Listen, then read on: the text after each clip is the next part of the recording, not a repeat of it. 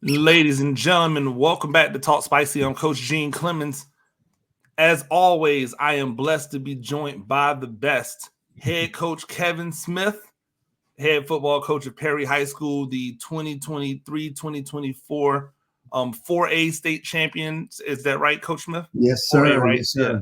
Sometimes they be putting all those A's out there. I get a little bit blurry on which one is mine and which one is someone else's. Congratulations and thank you for joining me.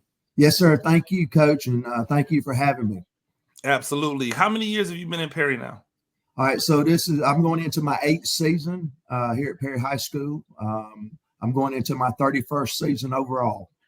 Absolutely. And is it one of those things where, in 31 seasons, are you like, I can see the finish line off in the distance, or does a situation where you win a state championship erase any thought process of the finish, and now it kind of re-energizes you? Which way do you kind of see it going for you?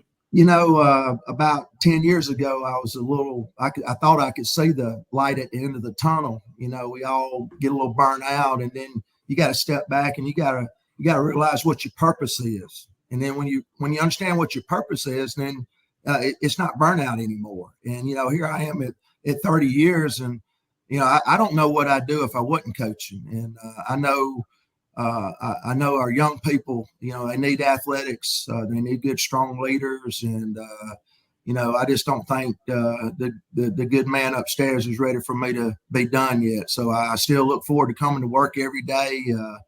I don't know. I can see myself going another 10 years.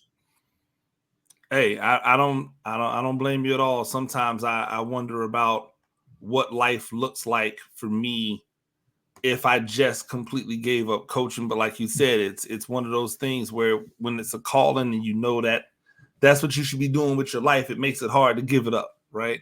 Yes, sir. Yes, sir. I want to go back to last year. And probably not the greatest moment, but in hindsight, probably something that helped propel you guys to where you were. You were down, 21. You were down 21-14 going into the fourth quarter with Houston County. First game of the year. Obviously, we know how electric that fourth quarter was. It was like touchdown after touchdown after touchdown after touchdown. It was back and forth. It was what you would expect, right? From when those two teams get together. And you guys came out on the negative end of that. You came out on the L side. When you were sitting there with your guys in that locker room after that game, did you think that you could be where you were at the end of the season?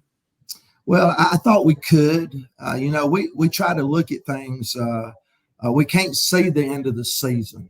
The only thing we can see is the next practice, the next game, the next opponent. And, we lost to a really good Houston County team, and we made some mistakes in that game that if we don't make, we probably win the game. We made one more mistake than they did. And,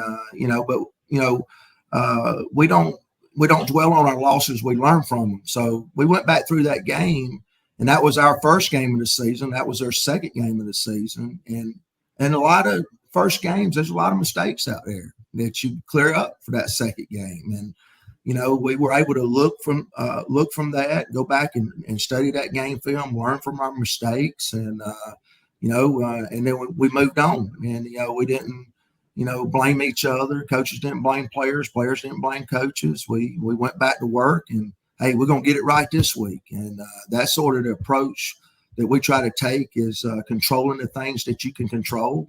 And the only thing that we can control is the next play, or the next practice. And so we sort of took that approach. We learned a lot from that game, and we moved on. And, it ain't if adversity is going to hit, it's when it's going to hit, and it's how you respond to it is going to determine what kind of football team you are, and coming into that game, I don't know if you remember, we were down 21-0 at halftime. Yep. Mm-hmm. And then we come out in the second half, man, and took the lead. And, so that's sort of, where we are in sort of our culture process, our standards that we try to live up to, and, control the things that we can control, learn from our past, and so we can move on and get better. Absolutely. I think about that because when you lose a game at the beginning of the year, one of two things happen, right? You either go, all right, we know exactly what it is that we need to clean up in order to be better, or you go, it's gonna be a rough one this year, fellas. Right? Like you can kind of take the temperature, and and the mission still stays the same. You still got to go practice by practice, game by game, but we all understand what we're dealing with sometime, because this isn't college and this isn't the NFL. We don't get to pick the groceries. We get what we got, right? And so you go on a run, 54-21 over Jones County the next week, Veterans, Peach, 41-0 to Howard, 55-14 to Westside, 41-7 versus Griffin, and then you roll up on Spalding, and you guys take a L at Spalding. Now this isn't like the beginning of the year. This is later in the season. How were you? Was it one of those? Because I've had times where we've been rolling, right, and living high on the hog, and then there's that game that hits you, and it's almost like a reality check. Hey, you can still be beat. Was that one of those things for you guys, or was it just like, hey, they just had our number today? Yeah, I think it was knocked us back down to size a little bit. We had to leave with a minute and 50-something seconds left, and 9 times out of 10 we close it out. We don't lose many games for under 2 minutes left, and they got to drive the field. And and we had a breakdown in coverage, and they made a play, and they come back and beat us. And I knew after that game, the way our kids acted, that man, we're going to be okay. We're going to learn from this game. See, you gotta learn how to win the right way, and you gotta learn how to lose the right way. And losing a region championship game like that, you could have had a lot of guys, throwing helmets, blaming each other. No, we went to the 50-yard line. We went out there, shook hands. We took our second place trophy. We got back to the locker room, and we talked about some things that we did well, and then we talked about some things that we didn't do so well. And we didn't make excuses, and we learned a lot from that. Building up, I could hear the guys the previous 2 or 3 weeks. We just coasting, and bam. Spalding, they had a good football team, and they come back and beat us, and after being up. And so I thought, I hate losing more than I like winning. And but if there's any truth to sometimes a loss is good, you try to turn it into a good. Well, what did you learn from it? Well, we learned that we could be beat, and we learned that we better play every play like it's our last play. And I think the record shows after that, if you look at the next week and through the state playoff run, we didn't let that happen again. So I think that was we learned a lot from that game, and we lost to a really good football team as well. It's interesting because in every championship run, they say there's that one that's the ugly one, like the really ugly one. That's that 7-3 win over Bainbridge. Yeah. What was that game like? Why was it? Because you guys have been flying high, as far as offensively, getting turnovers, defensively. You guys have been pushing the envelope all year, and then you get to that Bainbridge game, and the offense isn't clicking the way it would normally. You're not finding the end zone. What was that game like from the inside, and how did you guys continue to galvanize and just get a win by any means necessary? Yeah, I think it goes back to our belief in playing the next play, controlling the things that you can control. We knew that Bainbridge was a really good football team. They were picked to win the 4A state championship, and they very easily could have beat us and went on to win it. They were a really good football team. And then you got to go to Bainbridge, and there's no easy way to get to Bainbridge. So we go down there, and I tell the guys, hey, we're gonna play the next play. It's gonna be like a heavyweight fight. They're gonna throw a punch, we're gonna throw a punch, and it's gonna be who's punching at the end. And we preached to our guys all year, when the offense, when they struggle, what can they do? They can punt. When the defense, when they struggle, you getting a kickoff return team out ready to go, And so, our offense struggled. So what do we punted more times in that game, and we punted all year. We punted like 7-8 times in that game. And that game turned into a field position game. We kept them on a long field all night. They'd have long drives, and then they sputter, and then we'd go back down, and then we were pretty good on defense. They left some plays out there. We left some plays out there, and we made one more play than they did. And, that's what you want. That's what you want in a playoff game. Two really good teams going tit for tat. Coach Littleton, before the game, I said, good luck, Coach. I said, sorry we had to meet this early. I said, there's two really good football teams. One of us is going to be home next week. And, he said, yeah, Coach, I told my guys the same thing. It's going to be tooth and nail. And it was. And, our guys just showed enough grit. They never panicked. We try not to focus on the end of the game. We try not to focus on what the score is. We try to focus on winning the next play. We try not to get too high on a big play. We try not to get too low when things don't go our way. We try to stay even keel. And let's play the next play. Let's play the game with emotion. Let's get excited. Let's get people right when we need to, but know what the vision is. Our vision is to win the next play. And our guys bought into that. And I think, you'll probably talk a little bit more here in a minute in the playoffs, but it helped us get to the state championship game.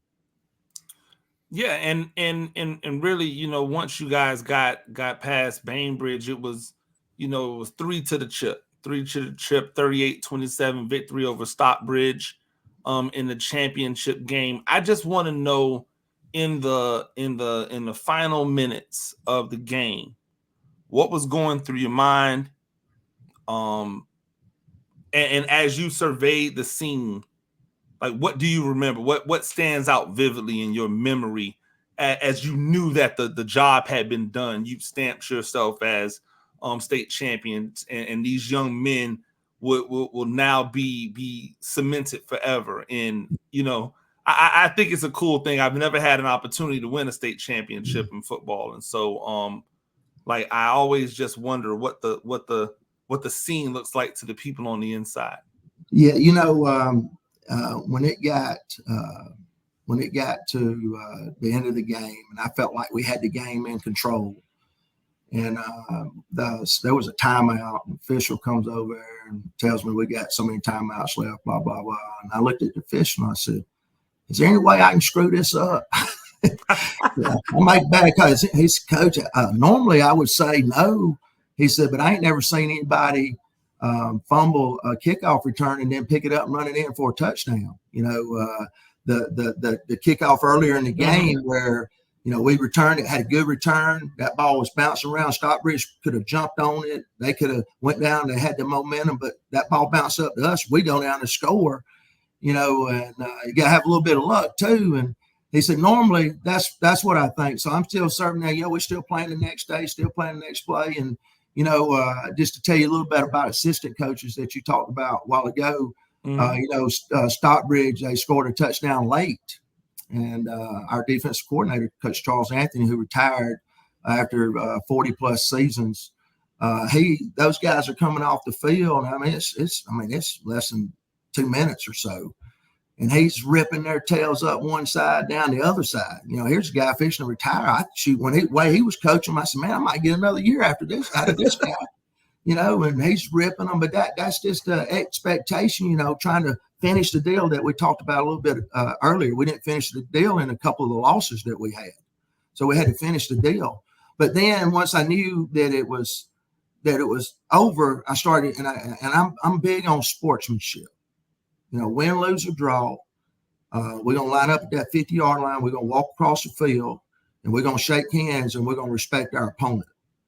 And we're not going to throw helmets and go make dog piles and all of that kind of stuff. The first thing we're going to do is go shake hands. And so I watched our guys, and guess what they did? They went to that 50-yard line. A lot of teams would have been storming the field and all that. But that just goes with our culture. And so we walk across that field, we shake hands, and, and then we get up there and it's like you're pinching yourself. You're like, man, did we really just do this? It's like you said, Coach, I've been doing it 31 years. I've been fortunate to been an assistant coach and win a couple of state championships. But there's guys that coach, like Coach Anthony, my defense coordinator. He's got 45 plus years coaching. He coached in the game a couple of times, but that's the first time he'd ever won it. There's a lot of guys that coach all their life that don't ever get to coach in that game, and they don't get to experience to win in that game. And we were blessed, and I was so proud of the way our kids acted after the game, showing the other team respect and celebrating the right way, and be gracious winners. Don't be arrogant winners. Be gracious winners. And that's a lot to do with what you see so much on TV every time you turn a college sport game on now, especially with the baseball going on now. It seems like every team's wanting to fight and all this kind of stuff. And but all that goes back to the unsportsmanlike stuff. The coaches and the players jawing back and forth. Go out there and play the next play. Go out there and control what you can control. Help your team win. Don't worry about we don't win that game. We want to win on the scoreboard. And so that was one of the things that I was surveying as a head coach. That's the first time I won a state championship as a head coach, but I'd been there before with as an assistant coach and won it. And I was hoping that all the character, all the culture stuff that we do, that it was going to really show in front of the whole world, because it was on TV and everything. And I had a lot of people compliment us, Coach, man, our guys after the play, they'd help the other team up. You didn't see a lot of jaw jacking. You didn't see no late hits. You didn't see no swing. Because we try to play the game the right way. And that was what I was most proud of. And, we try to do things right here. We're not a win at all cost program. We're gonna do things the right way. And I think that we were blessed that night. Why did that ball pop up and let's run it in? It could have, Stockbridge could have got that ball, and that could have been a whole different ball game had Stockbridge went down and got 2 scores on us right before half, and then we go down and we're back in the lead. So, that was very good. And it exhibited our culture that we built all season and what we've been building for 7 years here. The positive culture of the team first attitude. It's not about me. It's not about Coach Smith. It's not about Dakari Anderson. It's not about Coulter again. It's about Perry High School. What can I do to help Perry High School win? And that's what I wanted to see, and that's what I saw. And I know I got off on a little tangent there, Coach, but it's hard to explain. I mean, it's just the greatest feeling. I still want to pinch myself sometimes and see if we actually did it. Make sure I ain't dreaming. No, Coach, I understand completely, and I will say first off, I want to give a salute and a job well done to Coach Anthony, as he gets ready to embark on whatever his next journey is in life. I always say, when you're ready to hang the whistle up, it's something. It's something inside of you. And I've seen coaches who hang the whistle up and they struggle to figure out what their purpose is. And so my prayers go to him that he has a purpose and he's ready for whatever the next whatever the next thing is for him, or if he's just ready to sit down, ready to sit down and stop letting the blood pressure get high. Yeah. I'll say this about Coach Anthony, and Coach Anthony's 67 years old. And I hope and pray that when I get 67 years old, if I'm still doing this, that I had the energy and the passion that he still had when he went out. And, he told me it was very hard for him to retire. He was choked up and, but it's time for him to go spend some time with his grandkids and his kids. And, he said, Coach, I'm walking out a winner. Hey, you can't beat that. And that's a great place to start. As I said, man, I wanted to talk. We're talking about the head coach's guide to being a great assistant coach, right? And from that, Coach Anthony being 60 plus years old, we've seen out here in the world, it's like that everything is skewed younger, right? You think you got to get the young guy. Everybody's looking for the young guy. You look young, looking for the young guy. I talked to Maurice Freeman, who who just retired, and is now in Alabama.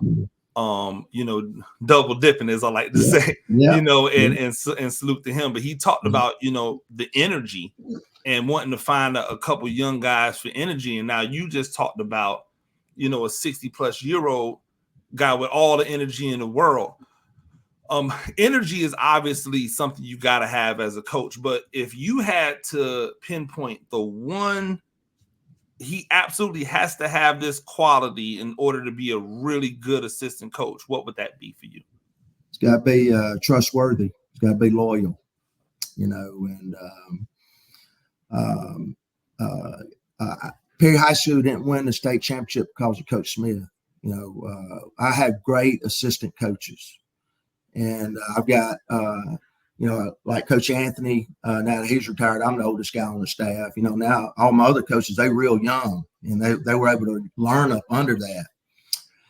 And but you're only as good as your assistant coaches. And I'm not a micromanager.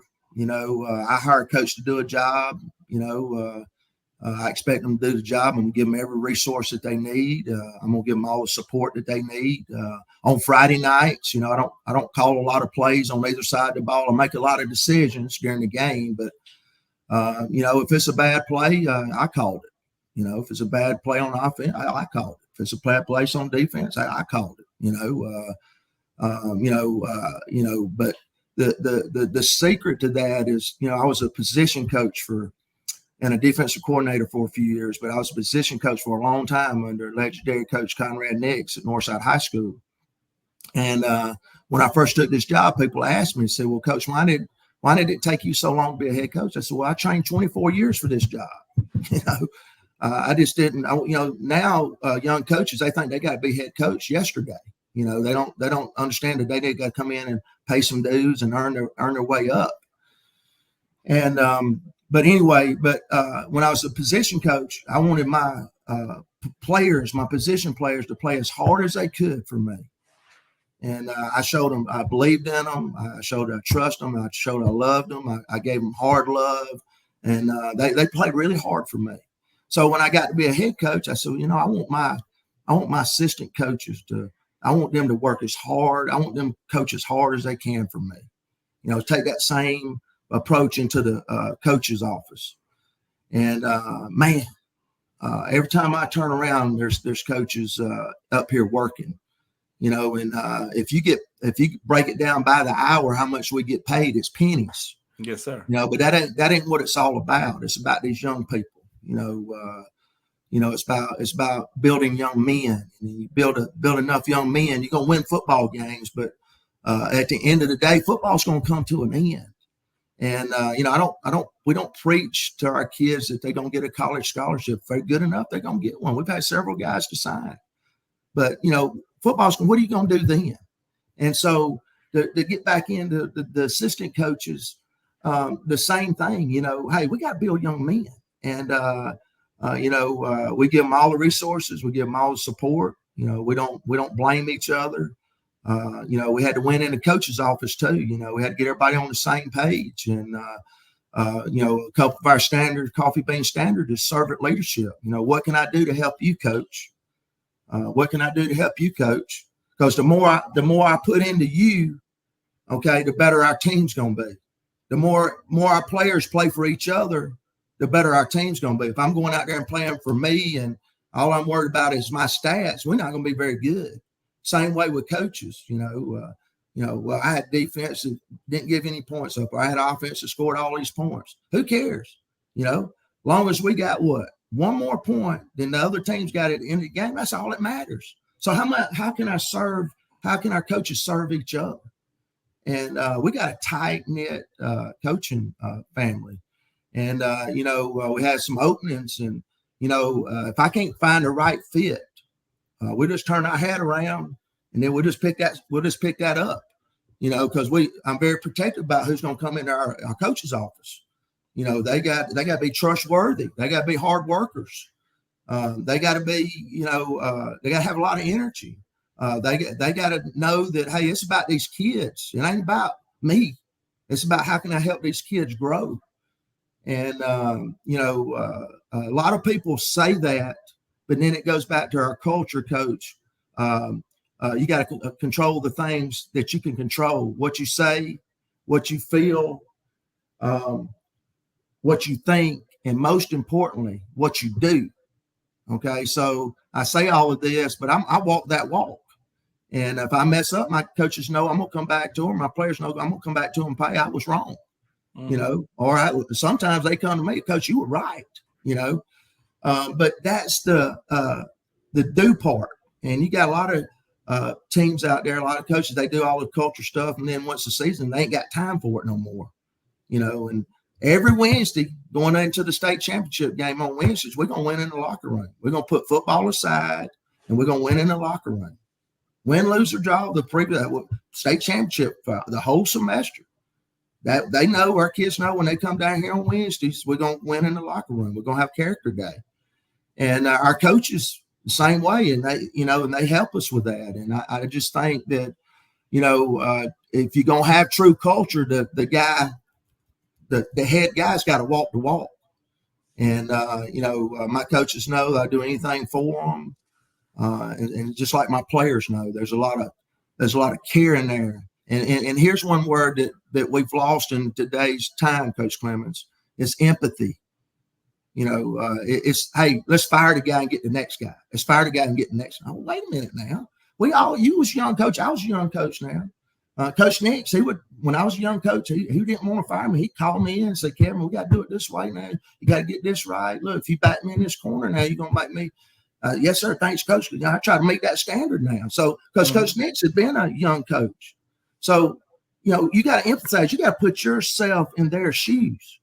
Like Coach Anthony's been our coordinator since I got down here. Now Coach Spurley's taken over.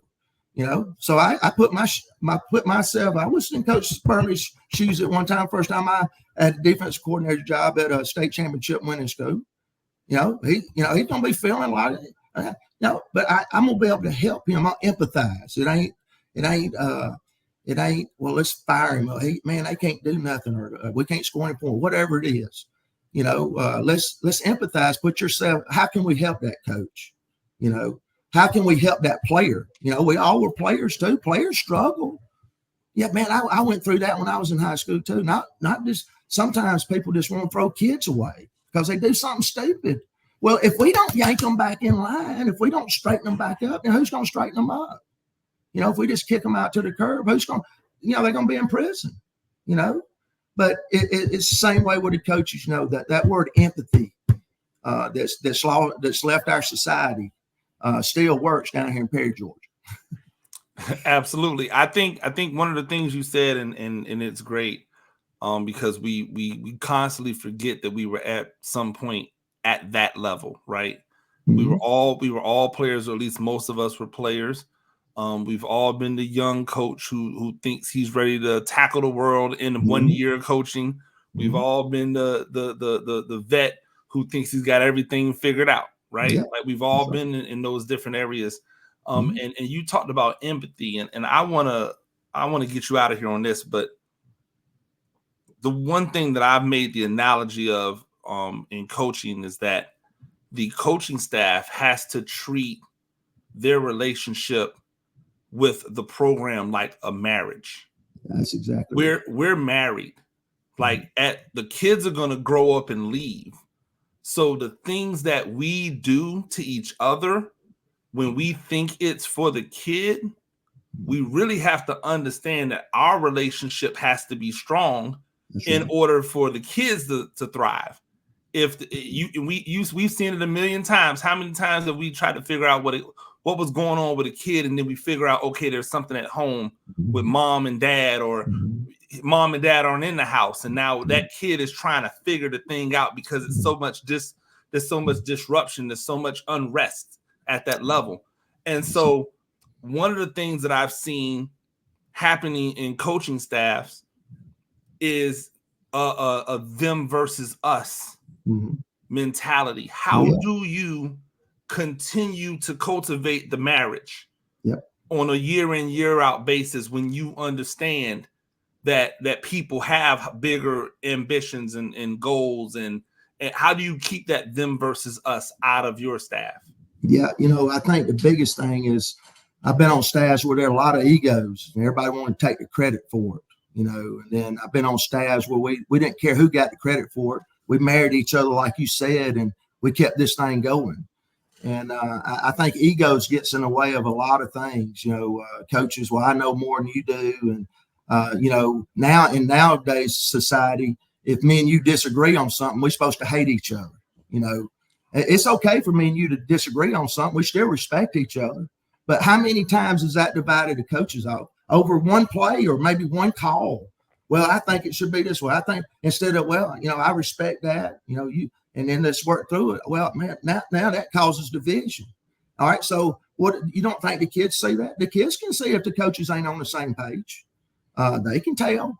And, this is a relationship-driven profession. It's a relationship-driven program here. Our kids, they know where the line is, but you got to know they'll do anything you want them to do if they know how much you care about them. And they don't care what you know. They don't care what you've done, but you're going to have to show them. And same thing with coaches. And, it's sort of like that energy vampire, the staff that we have now, the last 2 or 3 years, we ain't had any of those. When we first started over, we had some guys that, that didn't, man, I don't know if I can do it Coach Smith's way because I came in new from elsewhere, and so it wasn't nothing bad between those coaches. They just decided they want to do something else or move to a different school. But you got to weed out if they ain't getting on board with you, then you're spinning wheels, and you got to be able to be a family. We're a family atmosphere. My wife takes care of all the coaches' wives on game night, or if they need something, we do stuff together. I take care of the coaches. If we go to a clinic or whatever, I take care of them. And they know if they need something, they know all they got to do is come in my door and ask for it. And I think, but it's like you said, you got to be married to it. And look, just because you married to somebody don't mean you always see eye to eye, does it? So this is the analogy I use for that. Well, you got a brother and sister, right? When y'all don't ever fight, do you?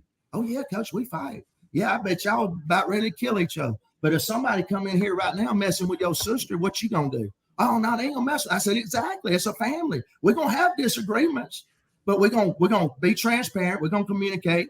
We're gonna get up and we're gonna talk it out. If we have a problem here at Perry High School, a coach or a player and a coach, or two players or two coaches, we're going to get up in front of the team and we're going to talk about it. We're going to get the elephant out of the room. And you wouldn't believe how much that's happening. A lot of times it's just where there's a void in communication, that's where the negativity gets in. And you got to, hey, sometimes you just got to get it out there. No, okay, we didn't see it that way or whatever. But I think communication is key. And I think what you said, being married and having each other's back, and just like when you win a state championship, those guys on that field, they got to know that they got each other's back, win, lose, or draw.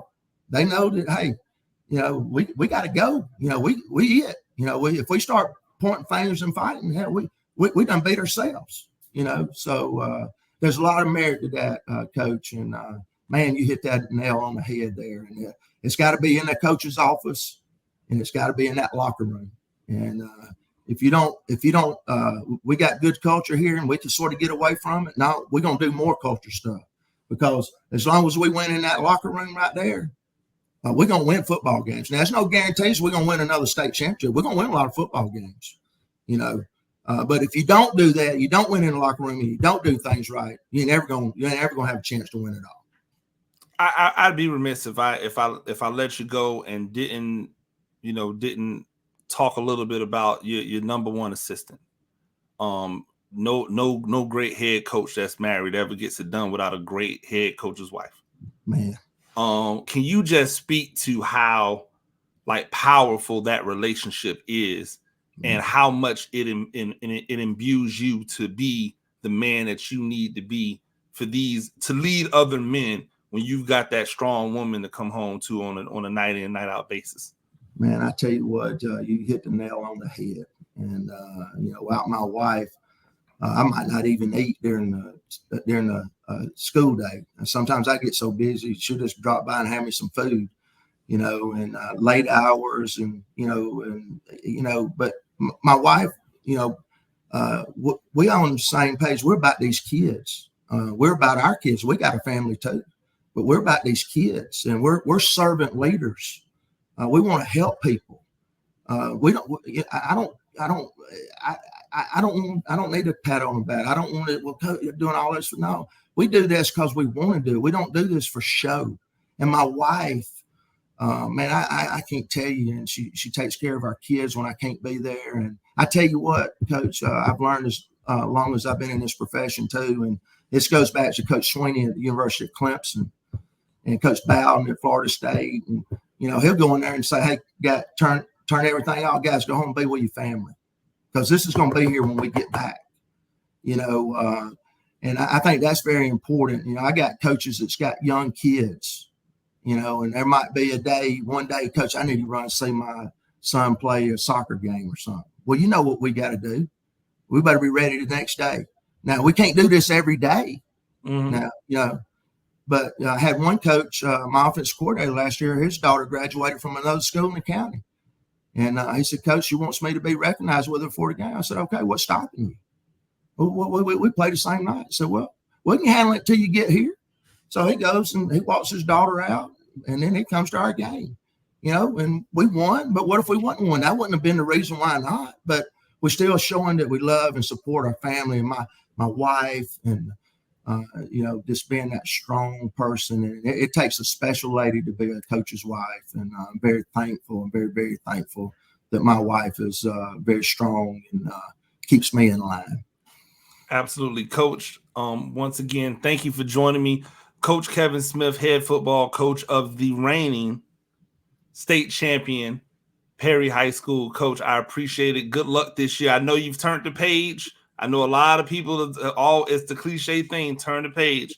But I hear a lot of coaches say, "Hey, I wish I had just taken it in a little bit more." Yeah, that's right. Definitely make sure that you smell those flowers while they're still fresh. Yes, sir. Hey, Coach Clemens, I really appreciate you doing this, putting this kind of message out there for people to hear.